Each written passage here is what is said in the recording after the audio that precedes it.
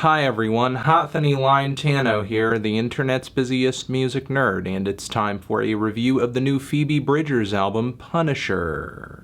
This is the second full-length album from singer-songwriter Phoebe Bridgers, who has become quite the commodity in the indie scene over the past couple of years. Her breakout debut led immediately to a critically acclaimed collaboration with Lucy Dacus and Julian Baker. Then from there she went on to an entire set of co-written songs with the great Conor Oberst of Bright Eyes fame. Phoebe has been having quite the run, and she seems to be extending it with her sophomore LP, which I think is her best project yet. Now, as the teaser tracks from this album were rolling in, I do admit I wasn't thinking that this was going to be that immense of an album. They weren't doing all that much for me. Starting out, it was difficult to hear what exactly made Punisher such a special listen. It is an incredibly understated and subtle record, and Phoebe doesn't exactly have the boldest or most in-your-face singing voice. Some of the instrumentals do run like boilerplate indie rock and folk as well, like the track Kyoto. While the horns laced into this track are legit gorgeous, the driving, somewhat garagey guitars and drums are as plain as can be. But the more I began to listen to this album, the more the emotion of it, the sadness of it began to hit me like a Mack truck. It is stunning how emotionally crushing some points of this album are, to the point where what Phoebe is doing here reminds me of some Elliott Smith, with her vocal lines, her devotion to nuance, as well as her tragic and smart lyricism. And despite my reservations on a few tracks, there actually is some interesting production to be had in the track list here. The track Garden Song features these filtered kicks and bass and watery guitars. It's all very muddy, but it's not muddy in the way that a badly produced album would sound muddy. There is a surreal dreaminess to the way the instrumentation is treated on this track. Once again, I get this feeling of being submerged slowly, and this feeling is enhanced by lines like, "There must be something in the water." Then on top of this, it is Phoebe's quiet but haunting voice, singing chilling, bittersweet melodies and lyrics that seem to be about a lot of things, but mostly various points of Phoebe's life rolling past her like she's having an out-of-body experience and she's watching them like they're a movie. The emotion she draws out of this experience manifesting in a very intense way. We have the title track as well, which is equally dreamy, surreal, and devastating. The subtle, ghostly, and melodic vocal manipulations on Phoebe's singing are fantastic. They add a lot of character. The serene piano arpeggios, along with these detailed, fluttering, beautiful little string arrangements, are a nice touch too. This track also features one of the most enchanting choruses on the entire record. And going into this, it's kind of funny that I immediately picked up on the massive Elliott Smith influence on multiple tracks here, just right away, because I guess the lyrics of the song are kind of about obsessing over him, with Phoebe painting herself as a punisher or someone who's just obsessed with something to the point that they're talking about it over and over and over and endlessly. They just don't know when to stop, which I suppose is an interesting thing to put out in a song, not just from a personal perspective, but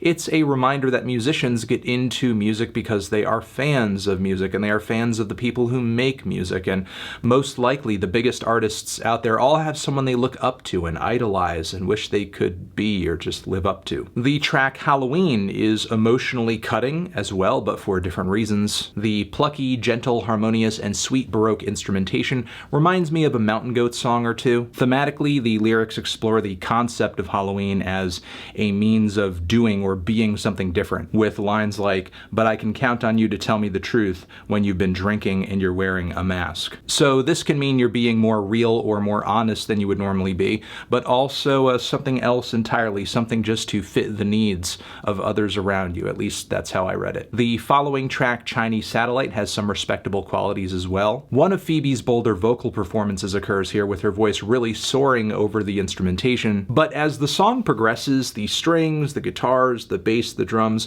all get more and more sloshy. Sure, there is a bit of a rush to it, but I'm not crazy about how cacophonous it all comes off. It's sort of an ear sore. Then I'm somewhat underwhelmed by the song Moonsong. As much as I like the lyrics about this connection or relationship that, from Phoebe's words, it sounds like it was kind of doomed from the start, overall it's a very sad, swaying ballad in 3/4 that runs a very predictable course. By comparison, Savior Complex is a lot more hard-hitting emotionally, but from the chord progression to the massive shows of drama in the lyrics like "Wake up and start a big fire" in our one-room apartment, but I'm too tired to have a pissing contest. This song is just so Elliott Smith. It's buried in the DNA, which I guess, as long as the song is good, is not something I mind too much, because up until this point, that influence continues to manifest itself in Phoebe's music in interesting ways. Plus, the instrumental is great, especially with that gorgeous string section on the bridge, which is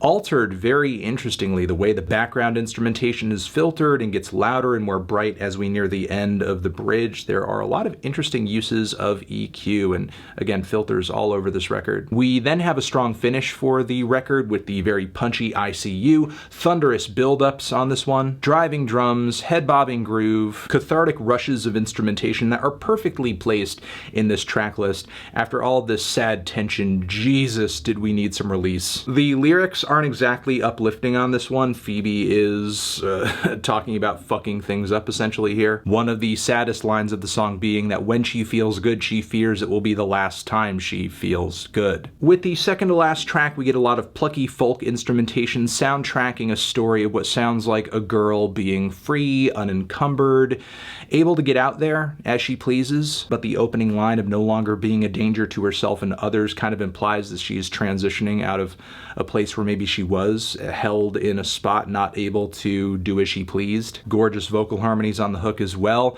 And then there is the closer, which instrumentally is a grand finale with this amazing crescendo of horns and crashing rock instrumentation, even Phoebe screaming her brains out. It sounds like some Arcade Fire or some Beirut shit until it turns like supremely sour and distorted and evil. I like to see it as this song just kind of tying up a lot of things thematically on this record, because it touches down on so many familiar ideas from previous songs. There is this sense of freedom and weightlessness about this track, but also a supreme sense of existential dread. Overall, I don't have a lot about this record I didn't like. I think it's a strong showing from Bridgers. Quality songs, instrumentals, performances. Sure, there were a few underwhelming tracks, and could she do with a bit less wearing her influences on her sleeve? Maybe. But still, the emotional potency of this record is undeniable, and that's really what ended up selling it for me. Feeling a light to decent 8 on this one. Transition, have you given this album a listen? Did you love it?